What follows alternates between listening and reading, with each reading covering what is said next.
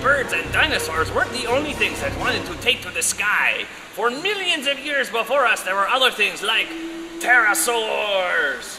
Now, contrary to popular belief, I'm sure you guys already know this, pterosaurs are not dinosaurs. They're kind of more like a lizard with wings. It was pterosaur wings, in a way, that allowed birds to take over. Because a pterosaur's wing is essentially just a piece of skin stretched out along their pinky finger. Their wing is just a very soft membrane made of skin.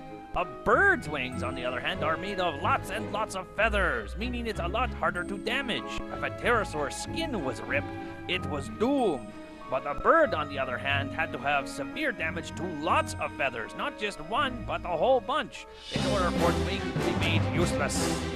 We see throughout the Cretaceous slowly small pterosaurs go extinct, and what we think is happening is birds are taking over the roles of smaller pterosaurs. By the end of the Cretaceous, the only pterosaurs left were the giant pterosaurs, whose wingspans were the same as small aeroplanes. All the while, new forms of birds were evolving left, right, and center. Now, of course, all of this evolution that was going on in the Mesozoic, well, it kind of got pushed forward by a very, very big event.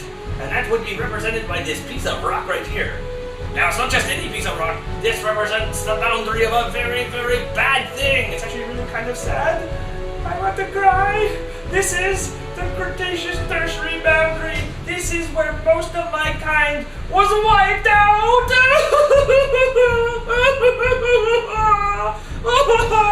end of the Cretaceous, a large meteorite or chunk of space rock collided with the Earth.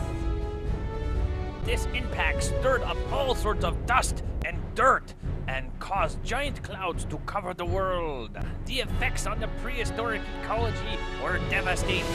65% of all known life on both land and in the ocean perished during this event.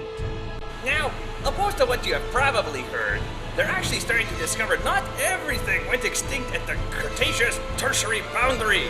Like my good buddy here, Champ, the Champsosaurus. He's a bit of an evolutionary champion. They actually survived a bit past the KT boundary. Now, though no fossils have been found, we suspect some of these smaller theropods like dromaeosaurs and troodons might have survived. Whether these smaller theropods actually survived beyond the Cretaceous is more of an interesting what if, because of course they didn't survive to today. But what we do know is that many bird species survived. But did you know that only 1/4 of Cretaceous bird species survived into the present? It's true. The majority of those birds lost were of a toothed variety. The only birds that survive into the present are beaked or toothless birds.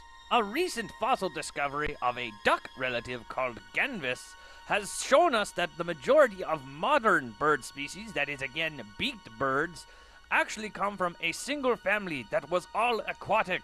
That's right, everything from an eagle all the way to a parrot seemed to have come from something that looked just like a duck. But no matter how you look at it, all these modern birds owe their success to us theropods, or meat-eating dinosaurs. Man, we really rock. So, as you can see, there's lots of evidence to support the bird-dinosaur link, so much so that I have changed my hairdo. As you can see, I definitely think that this is a very good theory. I think and hope you will too. But anyways, I have to go now and hang out with my bird buddies down in the dinosaur hall. So, till later, this is Traumador saying goodbye.